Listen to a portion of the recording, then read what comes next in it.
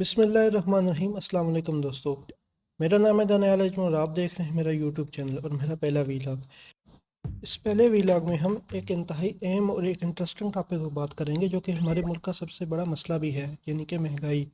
آخر آئے روز یہ مہنگائی کا جن آپے سے باہر کیسے ہو جاتا ہے؟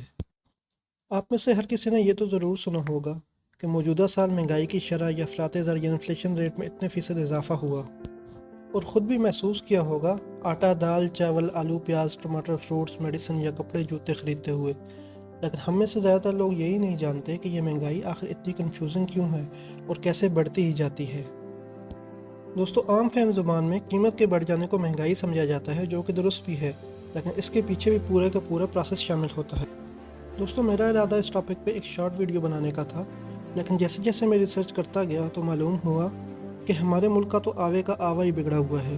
تو اسی نتیجے پہ پہنچا کہ ہمارا ایک عام شہری تو اس انداز سے کبھی سوچتا ہی نہیں ہے، بلکہ ہر کسی کی سوچ اپنی گلی پختہ کرنے سے آگے کبھی جاتی ہی نہیں۔ ہم میں سے زیادہ تر لوگ یہ سمجھتے ہیں کہ حکومت میں بیٹھے کچھ لوگ مہنگائی کو بڑھاتے ہیں، جبکہ ایسا کچھ بھی نہیں ہوتا ہے۔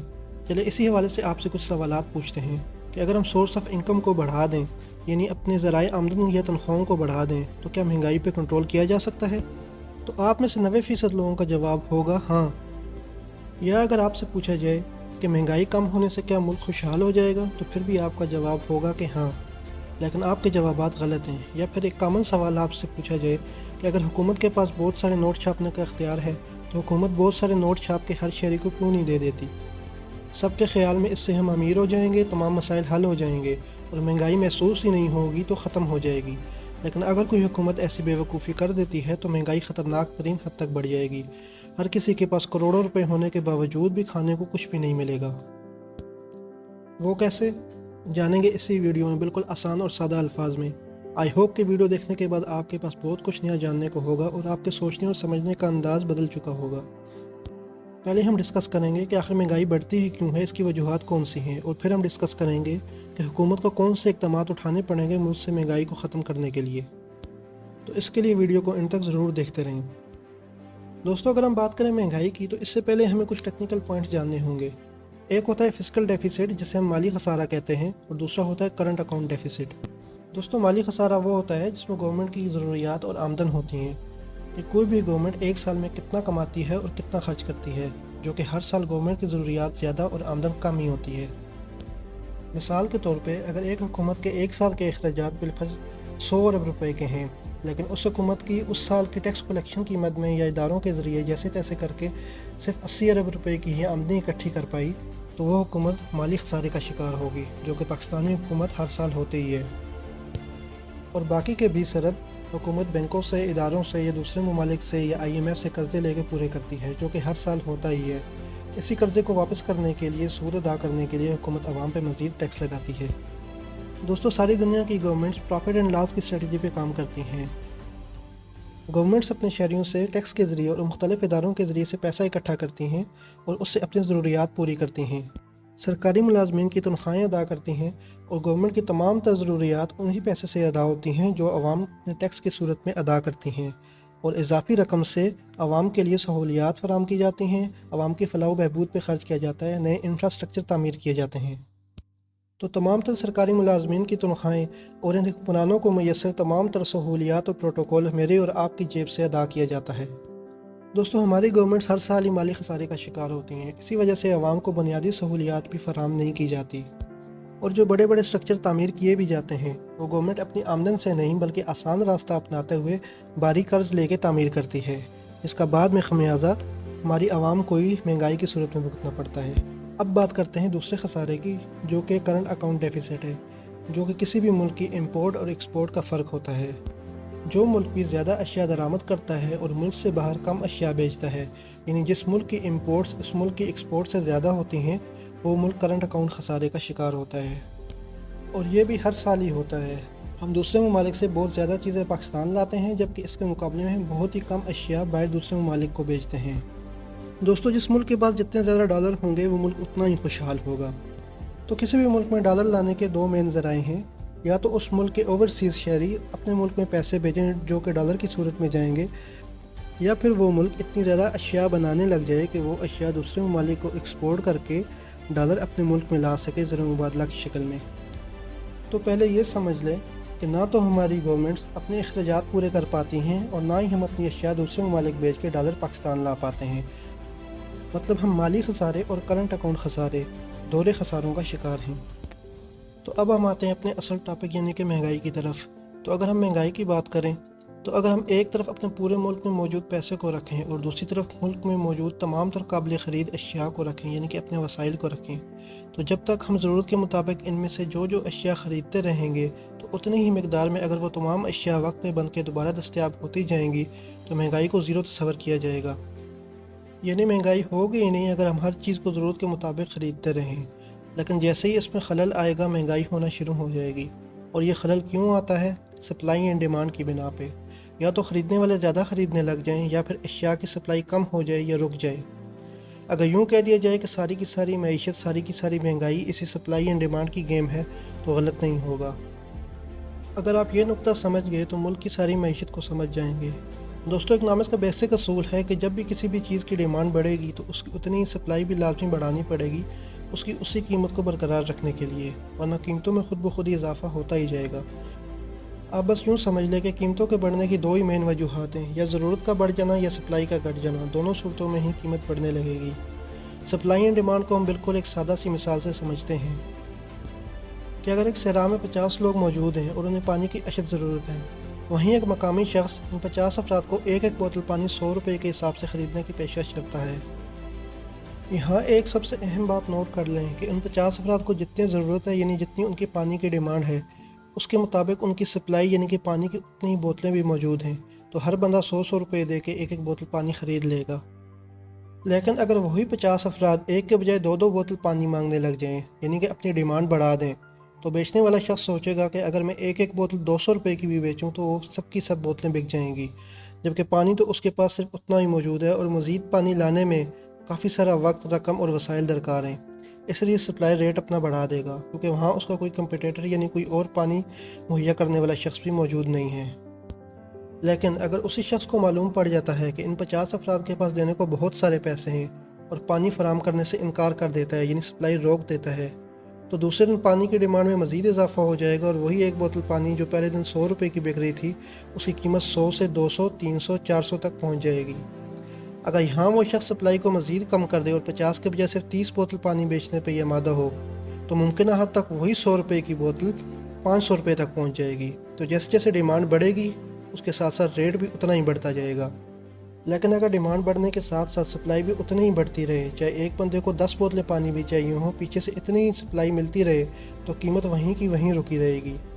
یا پھر وہیں پہ ایک اور شخص کئی 100 بوتلیں پانی لے کے آپ پہنچتا ہے، مطلب کوئی اور کمپیٹیٹر آ جاتا ہے، تو فوراً سے ہی اسی پانی کی قیمت کئی گنا کم ہو جائے گی، ایک دم سے ریٹ گر جائے گا کیونکہ بکنے والی چیز ضرورت سے زیادہ اور خریدار کم ہیں۔ یا پھر وہ دونوں کمپیٹیٹرز یعنی سپلائر ایک دوسرے کے ساتھ مل جاتے ہیں اور سارے کی ساری سپلائی کو پھر سے روک دیتے ہیں، یعنی ذخیرہ اندوزی کر لیتے ہیں، جیسا کہ ہمارے تاجر حضرات مجبورے کا فائدہ اٹھا کے کرتے ہی رہتے ہیں۔ تو پھر سے اسی پانی کی قیمت آسمان کو چھونے لگے گی، جس کی حالیہ مثال کرونا وائرس کے دوران نظر آئی۔ وہی 10 روپے والا سرجیکل ماسک ڈیمانڈ بڑھنے پہ 200 روپے تک جا پہنچا۔ بالکل ایسی ہی صورتحال ہمارے بازاروں کی بھی ہوتی ہے۔ بالکل اسی طرح ہمارے پورے ملک میں بکنے والی تمام اشیاء کی الگ الگ ڈیمانڈ اور ان کی الگ الگ سپلائی ہوتی ہے، چاہے وہ پیٹرول ہو، ڈیزل ہو، ادویات ہوں، کھانے پینے کی اشیاء ہوں، پہننے کے کپڑے، جوتے وغیرہ ہوں، سب کی الگ الگ ڈیمانڈ یعنی کہ لوگوں کی ضروریات ہوتی ہیں اور ویسے ہی ان کی الگ الگ سپلائی ہوتی ہے۔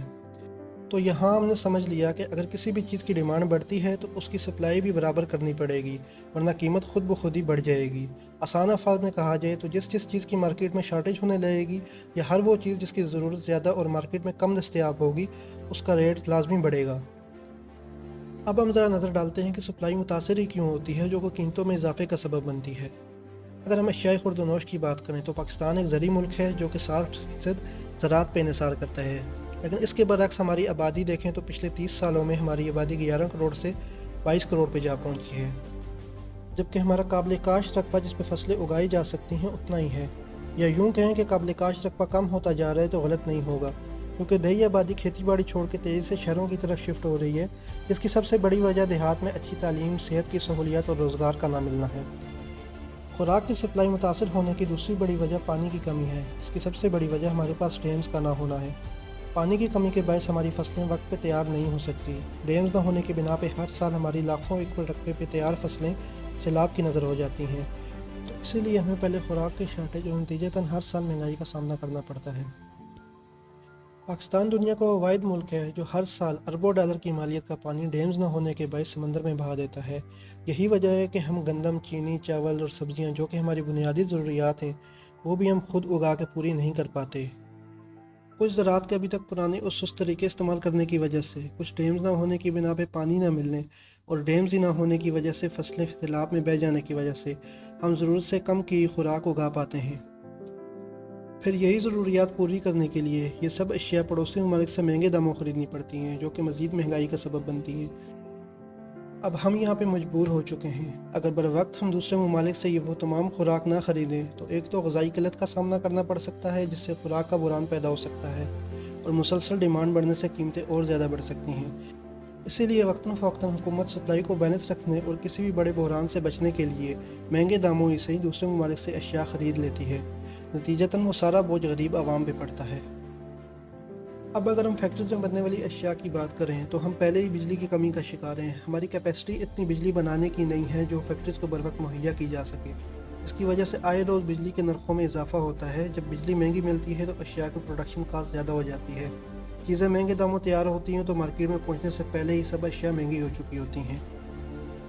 وہیں حکومت کو بجلی کی سپلائی کو مؤثر انداز میں تقسیم کرنے کے لیے لوڈ شیڈنگ بھی کرنی پڑتی ہے، جس سے 10 گھنٹے فیکٹریوں کا پہیہ جام رہتا ہے، جس سے پروڈکشن مزید سلو ہو جاتی ہے۔ اشیاء بر وقت مارکیٹوں میں نہیں پہنچ پاتی، جس سے قیمتیں بڑھتی ہی جاتی ہیں۔ وہیں جب 18 گھنٹے کے بجائے فیکٹریوں کو 10 گھنٹے ہی بجلی مل پاتی ہے تو اشیاء کی جلدی تیاری کے لیے فیکٹریز کو مزید لیبر کام پہ لگانی پڑتی ہے اور پروڈکشن کاسٹ اس سے بھی بڑھ جاتی ہے۔ اور دوسری اور بہت بڑی وجہ پروڈکشن میں استعمال ہونے والے را مٹیریل یعنی جس سے اشیاء بنتی ہیں اس کا مہنگا ہو جانا ہے۔ ہماری بدقسمتی یہ ہے کہ ہماری فیکٹریز میں جو اشیاء بھی بنتی ہیں ان کا را مٹیریل زیادہ تر ہم دوسرے ممالک سے امپورٹ کرتے ہیں۔ ہماری فیکٹریز میں بننے والی بہت ہی کم اشیاء ایسی ہیں جن کا را مٹیریل بھی میڈ ان پاکستان ہوتا ہے۔ تو جب بھی دوسرے ممالک سے ہم مہنگے داموں امپورٹ کرتے ہیں تو ظاہر سی بات ہے ہر چیز کی قیمت پہلے ہی بڑھ چکی ہوتی ہے، جس سے مہنگائی میں مزید اضافہ ہوتا ہے، اور امپورٹڈ اشیاء کی تمام تر ادائیگی ہمیں ڈالر میں کرنی پڑتی ہے۔ جس طرح اشیاء کی سپلائی اور ڈیمانڈ ہے، اسی طرح ڈالر کی بھی سپلائی اور ڈیمانڈ ہے۔ ہر ملک کے پاس ڈالر کے ذخائر بھی محدود ہوتے ہیں۔ جیسے جیسے جس ملک کو ڈالر چاہیے ہوتے ہیں ویسے ویسے ڈالر کی ڈیمانڈ بھی بڑھتی ہے اور ڈالر خود بخود مہنگا ہوتا جاتا ہے۔ تو اسی طرح پاکستان کو بھی آئے روز ڈالر کی ضرورت پڑتی ہے تاکہ دوسرے ممالک کو ادا کر کے ان سے کھانے پینے کی اشیاء اور فیکٹریز کا را مٹیریل خرید سکے اور اپنی ضرورت کو پوری کر سکے، وہ بھی جلد سے جلد، تاکہ کسی بھی بحران سے بر وقت بچا جا سکے اور مزید مہنگائی کا بوجھ ملک کی معیشت پہ نہ پڑے۔ کیونکہ اگر کوئی بحران بہت زیادہ شدت اختیار کر جائے تو ملک میں احتجاج اور توڑ پھوڑ دنگے فساد شروع ہو جاتے ہیں، جس سے ملک کو مزید نقصان پہنچتا ہے، اور خوراک کا بحران تو ملک کو خانہ جنگی کی طرف دھکیل سکتا ہے۔ اسی لیے حکومت کو IMF اور مختلف بینکوں سے بر وقت قرضے لینے پڑتے ہیں دوسرے ممالک سے خوراک اور ضرورت کی دیگر اشیاء پاکستان منگوانے کے لیے، تاکہ عوام کی ضروریات کو بر وقت پورا کیا جا سکے۔ جیسے جیسے آپ ویڈیو دیکھتے اور تمام پوائنٹس کو سمجھتے جائیں گے، آپ کو سچ میں اندازہ ہوگا کہ ہمارے ملک کا تو سچ میں آوے کا آوا ہی بگڑا ہوا ہے۔ نہ تو ہم اپنی خوراک خود اگا پاتے ہیں، نہ ہی اپنی فیکٹریز میں سب کچھ خود بنا پاتے ہیں۔ اب یہاں اگر ہم چیزوں کو امپورٹ کرنا بند بھی کر دیں تو مہنگائی میں اور مزید اضافہ ہو جائے گا، کیونکہ جب ہر شے کی ڈیمانڈ بڑھے گی تو ہر شے کی قیمت خود بخود ہی بڑھ جائے گی، جو کہ ہمیں موجودہ حکومت میں دیکھنے کو بھی ملی۔ جب کچھ امپورٹس پہ پابندی لگائی گئی اور عمران خان صاحب نے کہا کہ ہم کوشش کریں گے کہ IMF کے پاس نہ جائیں، لیکن اسی دوران ہر شے کی ڈیمانڈ میں اضافہ ہوتا گیا اور ڈالر 165 پہ جا پہنچا، کیونکہ یہ سب اشیاء حکومت نہیں بلکہ ہمارے تاجر دوسرے ممالک سے خریدتے ہیں، ان کی ادائیگی اسٹیٹ بینک کے تھرو ہوتی ہے۔ تو جس طرح حکومت IMF کے پاس نہ جانے کا سوچ رہی تھی، اسی دوران اسٹیٹ بینک اپنے پاس سے ڈالر کے ذخائر میں سے ڈالر بھی ادا کرتا جا رہا تھا۔ اگر مزید کچھ عرصہ حکومت قرضے نہ لینے کی ٹھان لیتی تو وہی ڈالر 180 سے 200 روپے تک جا پہنچتا۔ تو کسی بھی بڑے بحران سے بچنے کے لیے حکومت کو مجبوراً IMF کے پاس جانا ہی پڑا، کیونکہ ہم اب اس معاملے میں مجبور ہو چکے ہیں۔ اس کے علاوہ ساری عوام کا ٹیکس نہ ادا کرنا، حکومت کا پیسے کی تقسیم بہتر طریقے سے نہ کرنا، بلا ضرورت کے اخراجات کرنا، ایسے پروجیکٹس میں قرض لے کے پیسے جھونک دینا جن کی عوام کو اس وقت ضرورت ہی نہیں تھی، جن میں میٹروز، موٹر ویز اور بہت سارے ایسے پروجیکٹ شامل ہیں جن کے خسارے ہم اگلے 30 سالوں تک بھی پورے نہیں کر پائیں گے۔ اسی طرح ہمارے قومی ادارے بھی ہیں جو اتنا کما نہیں سکتے جتنا ان کے اخراجات ہیں، جیسے کہ اسٹیل میں، ریلوے پاکستان، PIA اور ایسے تقریباً دیگر بہت سے ادارے جو کہ خسارے میں چل رہے ہیں۔ ہر سال ریلوے پاکستان اور پی آئی اے کے پاس جمع ہونے والا ریونیو، یعنی آسان الفاظ میں کہا جائے تو اتنا کرایہ نہیں اکٹھا ہو پاتا جو ہم سفر کے دوران ادا کرتے ہیں، جتنا ریلوے پاکستان اور پی آئی اے کے ملازمین کی تنخواہیں، ٹرینیں اور جہاز چلانے کے فیول اور ان کی مرمت کے اخراجات ہیں۔ نتیجتاً ان جیسے کئی ادارے خسارے میں چل رہے ہیں، جنہیں کھڑا رکھنے کے لیے حکومت مزید قومی خزانے سے ان اداروں کو سبسڈی یعنی امداد فراہم کرتی ہے۔ اب سوال یہ ہے کہ حکومت ان اداروں کو بند کیوں نہیں کر دیتی جو خسارے میں چل رہے ہیں، اور غریب عوام کے ٹیکس کا پیسہ نکال کے ان اداروں کو امداد فراہم کی جاتی ہے؟ تو ہمارے پاس ان کا کوئی متبادل موجود نہیں ہے، مجبوراً حکومت کو خزانے سے پیسے نکال کے ان کے خسارے پورے کرنے پڑتے ہیں۔ ایسے ہی بہت سے لنگڑے لولے ادارے ہمارے گلے کی ہڈی بنے ہوئے ہیں، جنہیں نہ تو ہم بند کر سکتے ہیں، نہ ہی ان کے خسارے اٹھانے کی استطاعت رکھتے ہیں، اور معیشت کی گاڑی مجبوراً ان لنگڑے لولے اداروں کو اپنے ساتھ گھسیٹ رہی ہے۔ دوسرے عوامل جو مہنگائی کا سبب بنتے ہیں، ان میں ایک بڑی وجہ کرپشن بھی ہے۔ 5 سالہ ٹور پہ آئی حکومتیں کہیں پیسہ لے کے بھرتیاں کرتی ہیں تو کہیں اپنا ووٹ بینک مضبوط کرنے کے لیے سفارش پہ بھرتیاں کرتے ہیں، اور کہیں اپنے سیاسی مفادات حاصل کرنے کے لیے اور کالا پیسہ چھپانے کے لیے سیاسی تقرریاں کی جاتی ہیں۔ جب ہر ادارے میں نااہل ترین لوگ بھر دیے جاتے ہیں تو ادارہ کیا خاک کام کرے گا؟ جب سب کو بنا کام کے ہی تنخواہیں مل رہی ہوں تو کوئی بھی بندہ آخر کام کیوں کرے گا؟ نتیجتاً انہی اداروں کا بوجھ میں اور آپ اٹھائے پھرتے ہیں، ہمارے ہی ٹیکس سے ادا کردہ پیسے کو نکال کے ان اداروں کو کھڑا کیا جاتا ہے۔ اب اگر کوئی حکومت ان اداروں سے ایسے نااہل لوگوں کا صفایا بھی کر دے جو بنا کام کیے گھروں پہ بیٹھے تنخواہیں لے رہے ہیں، اپوزیشن کے ساتھ ساتھ باقی عوام بھی کوحرام مچا دیتی ہے، بنا یہ سوچے کہ یہ تمام تنخواہیں ہم اپنی جیب سے ایک ایک روپیہ ٹیکس کی صورت میں ادا کر رہے ہیں، اور ساتھ ہی غریب عوام کے خون پسینے کی کمائی سے ادا کردہ میرا اور آپ کے ٹیکس کا پیسہ قومی خزانے سے مختلف اداروں کے لیے اور مختلف قسم کے بڑے بڑے پروجیکٹس کے لیے لیا جاتا ہے اور ملک سے باہر لے جایا جاتا ہے، اور کہیں فلیٹس خریدے جاتے ہیں، کہیں آف شور کمپنیاں بنائی جاتی ہیں، کہیں بنگلے گاڑیاں خریدی جاتی ہیں، اور بدلے میں یا تو وہ پروجیکٹ عوام کو ملتا ہی نہیں ہے، اگر ملتا بھی ہے تو 2-4 سالوں میں اپنے ہی اخراجات نہ اٹھا پانے کی بدولت بند ہو جاتا ہے، یا پھر مستقل طور پہ ہماری آنے والی نسلیں بھی ان خسارے میں گرے پروجیکٹس کو اپنے ساتھ گھسیٹ رہی ہوتی ہیں۔ ہر 5 سال بعد نئی حکومت کو قرض کا کاسہ تھما کے گزشتہ حکومتیں نکل جاتی ہیں، اور نئی آنے والی حکومتیں ہماری ضروریات پوری کرنے کے لیے قرض لے کے معیشت کی گاڑی کو چلاتی ہیں، کیونکہ ہمارے خزانے تو خالی ہوتے ہیں، اور پھر سے یہی سارا سائیکل رپیٹ ہونے لگ جاتا ہے۔